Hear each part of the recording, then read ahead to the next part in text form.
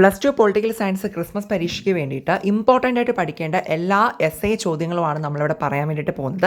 Already നമ്മൾ 2 important ക്വസ്റ്റ്യൻസിൻ്റെ video part 1 part 2 ആയിട്ട് നമ്മൾ അപ്ലോഡ് ചെയ്തിട്ടുണ്ട്. അതിനകത്ത് നമ്മളെല്ലാം ഡീറ്റെയിൽ ആയിട്ട് പറഞ്ഞതായിരുന്നു. പക്ഷേ കുറച്ച് കുട്ടികളെ റിക്വസ്റ്റ് ചെയ്തു സെപ്പറേറ്റ് ആയിട്ട് ചെയ്യാൻ വേണ്ടിയിട്ട്. അതുകൊണ്ടാണ് നമ്മൾ ചെയ്യുന്നത് കേട്ടോ. ഇംഗ്ലീഷ് മീഡിയംകാരുടെ ക്വസ്റ്റ്യൻ ഉടനെ തന്നെ വരുന്നതാണ് കേട്ടോ. അപ്പോൾ എല്ലാവരും സബ്സ്ക്രൈബ് ചെയ്തിട്ടുള്ളൂ. നോക്കൂ, മലയാളം മീഡിയത്തിലെ ക്വസ്റ്റ്യൻസാണ് നമ്മളിവിടെ ഡിസ്കസ് ചെയ്യുന്നത്. അപ്പോൾ ആദ്യമേ തന്നെ നിങ്ങൾ പഠിക്കേണ്ടത് വടക്കു കിഴക്കൻ ഇന്ത്യനെ പറ്റിയിട്ടാണ്. ഇത് നമ്മുടെ 8ാമത്തെ പാഠത്തിലുള്ള ഒരു ടോപ്പിക്കാണ് വടക്കു കിഴക്കൻ ഇന്ത്യ എന്ന് പറയുന്നത്. നോർത്ത് ഈസ്റ്റ് ഇന്ത്യ ആണ് കേട്ടോ. അപ്പോൾ ഇതിനകത്ത് നിങ്ങൾ സബ് ടോപ്പിക്കലായിട്ട് എഴുതേണ്ട കാര്യങ്ങൾ സ്വഭരണത്തിന് വേണ്ടിയുള്ള ആവശ്യം എന്താണെന്നുള്ളത് എഴുതണം. വിഘടനവാദ പ്രസ്ഥാനങ്ങളെ പറ്റിയിട്ട് എഴുതണം. അതുപോലെ തന്നെ മൂന്നാമതായി പുറമേ നിന്നും വന്നവർക്കെതിരായ പ്രസ്ഥാനം എന്തായിരുന്നു എന്നുള്ളതും എഴുതുക. അപ്പോൾ ഈ ഒരു ടോപ്പിക് എടുക്കുമ്പോൾ അതിനകത്ത് കാണാം ഈ 3 സബ് ടോപ്പിക്സിനെ കുറിച്ചിട്ട്. ഞാൻ സ്ക്രീനിൽ കാണിക്കാത്തത് ഞാൻ ഓൾറെഡി ഞാൻ പറഞ്ഞില്ലേ വീഡിയോ ചെയ്തിട്ടുണ്ടെന്ന്. അപ്പോൾ അതിനകത്ത് ഞാൻ ഓൾറെഡി ഈ ടോപ്പിക്സ് എല്ലാം ഞാൻ എഴുതി വെച്ചത് കാണിക്കുന്നുണ്ടായിരുന്നു കേട്ടോ. ഡീറ്റെയിൽ ആയിട്ട് ഞാൻ പറയുന്നുണ്ടായിരുന്നു. അപ്പോൾ അതുകൊണ്ട് തന്നെ ഇതിലിപ്പോൾ ടോപ്പിക്സ് മാത്രമേ എഴുതിയിട്ടുള്ളൂ. നോക്കൂ, ഇനി അപ്പോൾ വടക്ക് കിഴക്കൻ ഇന്ത്യ മസ്റ്റായിട്ടും എല്ലാവരും പഠിച്ചിട്ട് പോകാം. ആ 3 സബ് ടോപ്പിക്സും ക്ലിയർ ചെയ്ത് പഠിച്ചിട്ട് വേണം നിങ്ങൾ പോകാൻ വേണ്ടിയിട്ട്. പഞ്ചാബ് പ്രതിസന്ധിയാണ് അടുത്ത് വരുന്ന ഒരു ടോപ്പിക്ക്. അതും 8ാമത്തെ പാഠത്തിലുള്ളത് തന്നെയാണ് പഞ്ചാബ് പ്രതിസന്ധി എന്ന് പറയുന്നത്. അപ്പോൾ അതിനകത്ത് നിങ്ങൾ ഓപ്പറേഷൻ ബ്ലൂ സ്റ്റാർ എന്താണെന്ന് എഴുതണം. അതുപോലെ തന്നെ രാജീവ് ഗാന്ധി ലോങ്കോവാൾ കരാറിനെ കുറിച്ചിട്ട് മീൻസ് അവർ രണ്ടുപേരും ഒപ്പുവെച്ച രാജീവ് ഗാന്ധി ലോങ്കോവാളും ഒപ്പിട്ട ഉടമ്പടിനെ കുറിച്ചിട്ട് എഴുതണം. അതുപോലെ അതിന് തന്നെയാണ് പഞ്ചാബ് കരാർ എന്ന് നമ്മൾ പറയുന്നത്. അപ്പോൾ ഓപ്പറേഷൻ ബ്ലൂ സ്റ്റാറും പഞ്ചാബ് കരാറിനെയും എല്ലാത്തിനെയും കുറിച്ച് നിങ്ങൾ ഈ പഞ്ചാബ് പ്രതിസന്ധിയെ കുറിച്ചിട്ട് നമുക്ക് ചോദിക്കുകയാണെങ്കിൽ എന്ത് ചെയ്യുക, അതിനകത്ത് എഴുതുക. ഓക്കെ, അത് ഇമ്പോർട്ടൻ്റ് ആണ്. ഇനി നമ്മുടെ വേൾഡ് പൊളിറ്റിക്സ് ബേസ് ചെയ്തിട്ടാണ് അടുത്ത് വരുന്നത് നമ്മുടെ സോവിയറ്റ് യൂണിയൻ്റെ തകർച്ച. ഓക്കെ, അപ്പോൾ സോവിയറ്റ് യൂണിയൻ്റെ തകർച്ച എന്ന് പറയുന്നത് വളരെ പ്രധാനപ്പെട്ട ഒരു ക്വസ്റ്റ്യനാണ്. ഇത് 11ാമത്തെ പാഠത്തിലുള്ള ചോദ്യമാണ്. സോവിയറ്റ് യൂണിയൻ്റെ ശിഥിലീകരണം അല്ലെങ്കിൽ തകർച്ച എന്ന് നമുക്ക് പറയാം. ശിഥിലീകരണമെന്നോ എന്തുവേണോ പറയാം. അപ്പോൾ അവിടെ 4 സബ് ടോപ്പിക്സുകൾ എഴുതണം. 4 എണ്ണം. ഏതൊക്കെയാണ്? രാഷ്ട്രീയ കാരണങ്ങൾ എന്തൊക്കെയായിരുന്നു എന്ന് എഴുതണം. സാമ്പത്തിക കാരണങ്ങൾ എന്തൊക്കെയായിരുന്നു എന്ന് എഴുതുക. പിന്നെ ദേശീയതയുടെ വളർച്ചയെ പറ്റിയിട്ട് എഴുതണം. അതുപോലെ 4ാമതായിട്ട് ഏറ്റവും പ്രധാനം ഗോർബച്ചേവിൻ്റെ പരിഷ്കാരങ്ങളെ പറ്റിയിട്ടും എന്ത് ചെയ്യണം, ആ ഒരു ക്വസ്റ്റ്യൻ ചോദിക്കുകയാണെങ്കിൽ എഴുതുക കേട്ടോ. അത് വളരെ ഇമ്പോർട്ടൻ്റ് ആണ്. അതൊന്നും പഠിക്കാണ്ട് പോകരുത് കേട്ടോ. അത് വളരെ പ്രധാനമാണ് സോവിയറ്റ് യൂണിയൻ്റെ ശിഥിലീകരണം അല്ലെങ്കിൽ തകർച്ച എന്ന് പറയുന്നത്. അടുത്ത 4ാമതായിട്ട് നോക്കൂ, അമേരിക്കൻ അധീശത്വം. ഈ അമേരിക്കൻ അധീശത്വം എന്ന് പറയുന്നത് 12ാമത്തെ പാഠത്തിലെ ടെക്സ്റ്റ് ഉള്ളവരൊന്ന് നോക്കിക്കോളൂ. അപ്പോൾ നിങ്ങൾക്ക് ക്ലിയർ ആയിട്ട് മനസ്സിലാകും. 12ാമത്തെ പാഠത്തിലുള്ളതാണ് അമേരിക്കൻ അധീശത്വം.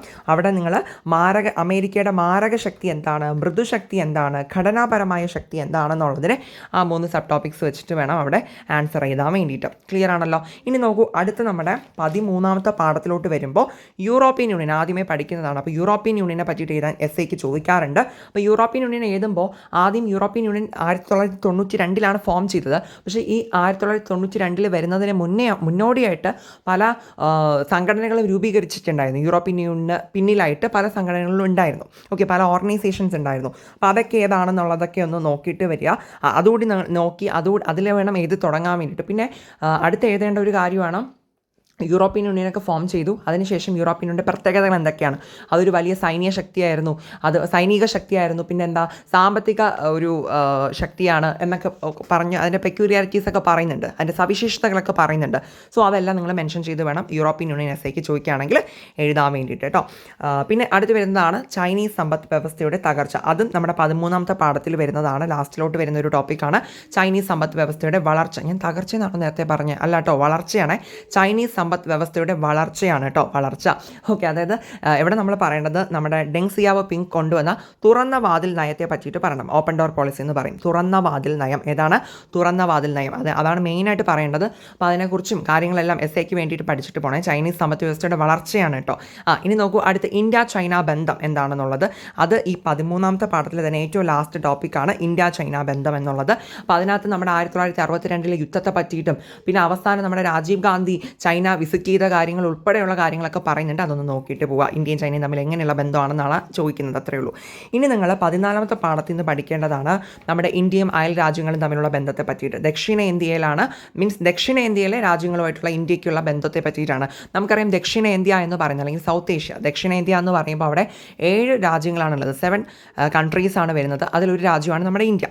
അപ്പോൾ ഇന്ത്യക്ക് ബാക്കിയുള്ള 6 രാജ്യങ്ങളും ദക്ഷിണേന്ത്യയിലെ ബാക്കിയുള്ള 6 രാജ്യങ്ങളും തമ്മിലുള്ള ബന്ധം എങ്ങനെയാണ്? ഇന്ത്യക്ക് ഇന്ത്യക്ക് എന്താണ് നല്ല ബന്ധമാണോ അല്ലെങ്കിൽ കുറച്ച് പ്രശ്നങ്ങളൊക്കെ ഉണ്ടോ എന്നുള്ളതൊക്കെ പറയാം. അവിടെ ഏതൊക്കെ രാജ്യങ്ങളെ പറ്റിയിട്ടാണെന്ന് ചോദിച്ചു കഴിഞ്ഞാൽ ഇന്ത്യക്ക് ബംഗ്ലാദേശുമായിട്ടുള്ള ബന്ധം എന്താണ്, ഇന്ത്യക്ക് പാകിസ്ഥാനുമായിട്ടുള്ള ബന്ധം എന്താണ്, ഇന്ത്യക്ക് നേപ്പാളുമായിട്ടുള്ള ബന്ധം എന്താണ്, ഇന്ത്യക്ക് ശ്രീലങ്കയായിട്ട് എന്താണ് ബന്ധം, ഇന്ത്യക്ക് ഭൂട്ടാനുമായിട്ട് എന്താ ബന്ധം, ഇന്ത്യക്ക് മാൽദീവ്സായിട്ട് എന്താ ബന്ധം. അപ്പോൾ അതെല്ലാം കൃത്യമായിട്ട് നോക്കുക. അഥവാ അത് എസ്സേക്ക് ഇനിയിപ്പോൾ എല്ലാം കൂടി ചോദിച്ചില്ല എന്നുണ്ടെങ്കിൽ ഏതെങ്കിലും ഒരു രാജ്യത്തെ പറ്റിയിട്ട് നമുക്ക് ഷോർട്ടസ്റ്റ് ആയിട്ട് ചോദിക്കാം. ഇപ്പോൾ ഫോർ എക്സാമ്പിൾ ഇന്ത്യയും പാകിസ്ഥാനും തമ്മിലുള്ള ബന്ധം എന്താണ്, അങ്ങനെ പറഞ്ഞ് ഷോർട്ടസ്റ്റ് ആയിട്ട് 1-2 അങ്ങനെയും ചോദിക്കാൻ ചാൻസ് ഉണ്ട്. അതുകൊണ്ട് തന്നെ ഫുള്ളായിട്ടൊന്നും പഠിച്ചിട്ട് പോയാൽ ബെറ്റർ ആയിരിക്കും.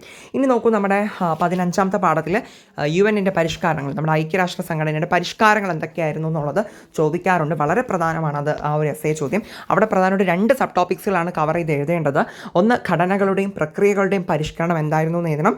രണ്ടാമതായിട്ട് നമ്മുടെ ഐക്യരാഷ്ട്ര സംഘടനയുടെ അധികാര പരിധിയെ പറ്റിയിട്ട് എഴുതണം. ഓക്കെ, ഘടനകളുടെയും പ്രക്രിയകളുടെയും പരിഷ്കരണം, പിന്നെ അധികാര പരിധിയെ കുറിച്ചിട്ടും കൂടി എഴുതാം കേട്ടോ.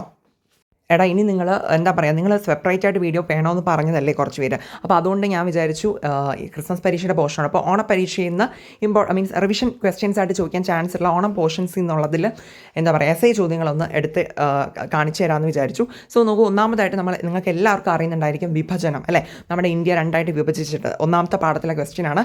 അതെല്ലാവരും പഠിക്കണം, നിർബന്ധമായിട്ടും പഠിക്കണം വിഭജനം എന്തായിരുന്നു എന്നുള്ളത് കേട്ടോ. കാരണം അത് ഇനിയും വരാൻ ചാൻസ് ഉണ്ട്, അതുകൊണ്ടാണ്. ഇനി നോക്കൂ, അടുത്ത് വരുന്നതാണ് നമ്മുടെ 6ാമത്തെ പാഠത്തിലൊരു ചോദ്യം, അടിയന്തരാവസ്ഥ. കാരണം അടിയന്തരാവസ്ഥ പഠിക്കുമ്പോൾ അതെന്താണെന്ന് മാത്രം പഠിച്ചാൽ പോരാ, അതിൻ്റെ കാരണങ്ങൾ എന്തായിരുന്നു, അതിൻ്റെ പ്രത്യാഘാതങ്ങൾ എന്തായിരുന്നു, മീൻസ് അതിൻ്റെ അനന്തരഫലങ്ങൾ. ഓക്കെ, അതാണ് ഉദ്ദേശിക്കുന്നത്. അടിയന്തരാവസ്ഥയെക്കുറിച്ച് കംപ്ലീറ്റ് ഡീറ്റെയിൽസ് പഠിച്ചിട്ട് വേണം പോകാൻ. ജസ്റ്റ് ഇതൊക്കെ ഒന്ന് വായിച്ച് വെച്ചാൽ മതി. ചിലപ്പോൾ ഷോർട്ടസ്റ്റ് ആയിട്ടായിരിക്കും ചോദിക്കുക, ക്രിസ്മസ് പരീക്ഷ ആയതുകൊണ്ട് അതൊന്നും നമുക്ക് പറയാൻ പറ്റില്ല. ഓക്കെ, ഇതൊക്കെ ഇമ്പോർട്ടൻറ്റ് എസ്സേ ടോപ്പിക്കാണ് സാധാരണയായിട്ട്. ഇനി നോക്കൂ, ഇന്ത്യ ചൈന യുദ്ധം, ഇത് 4ാമത്തെ പാഠത്തിലാണ്. ഈ വർഷം ഒന്ന് നോക്കിക്കോളെ, 1962 ഇന്ത്യ ചൈന യുദ്ധത്തെ പറ്റിയിട്ടായിരിക്കും നമുക്ക് ചോദിക്കുന്നുണ്ടാവുക. എസ്സേ ടോപ്പിക്കാണത്. ഇനി അടുത്ത ഇന്ത്യ പാക് യുദ്ധം, ഇന്ത്യ പാകിസ്ഥാൻ തമ്മിലുള്ള യുദ്ധമാണ്. 2 വർഷം പറയുന്നുണ്ട്. 1965 യുദ്ധം, അത് കംപ്ലീറ്റ് ആയിട്ട് നമ്മുടെ ഇന്ത്യയും പാകിസ്ഥാനും മാത്രമുള്ള യുദ്ധമായിരുന്നു 65 എന്നാൽ 1971 യുദ്ധം എന്ന് പറയുമ്പോൾ അതിനകത്ത് ബംഗ്ലാദേശ് കൂടി വരുന്നുണ്ട്.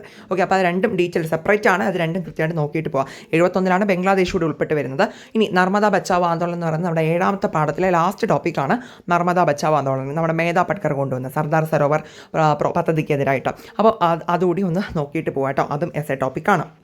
പക്ഷേ ക്രിസ്മസ് എക്സാമിൻ്റെ എസ്സേ ചോദ്യങ്ങൾ പഠിച്ചിട്ട് മാത്രം ഇത് പഠിച്ചാൽ മതി കേട്ടോ. ഓക്കെ, അപ്പോൾ ഇതാണ് നമ്മുടെ എസ്സേ ടോപ്പിക്സ്. പിന്നെ നിങ്ങൾക്ക് വീഡിയോ യൂസ്ഫുൾ ആയിട്ടുണ്ടെങ്കിൽ എന്ത് ചെയ്യുക, കൃത്യമായിട്ട് സബ്സ്ക്രൈബ് ചെയ്ത് സപ്പോർട്ട് ചെയ്യാം കേട്ടോ. പിന്നെ എന്താണെന്ന് വെച്ചിട്ടുണ്ടെങ്കിൽ നമ്മുടെ മറ്റേ വീഡിയോസിൽ ഇമ്പോർട്ടൻറ്റ് ക്വസ്റ്റ്യൻസ് ഡിസ്കസ് ചെയ്ത 2 പാർട്ട് 1 പാർട്ട് 2 ഞാൻ ആദ്യം പറഞ്ഞ അതുകൂടി കാണണം. അതുകൂടി കണ്ടിട്ട് മാത്രം മീൻസ് ഇതും കാണുക അതും കാണുക. കാരണം അതിനകത്താണ് ബാക്കി എല്ലാ ക്വസ്റ്റ്യൻസും കൂടി നമ്മൾ അതിനകത്ത് ഈ എസ്സേ ടോപ്പിക്കെല്ലാം പറഞ്ഞു പോകുന്നുണ്ട്.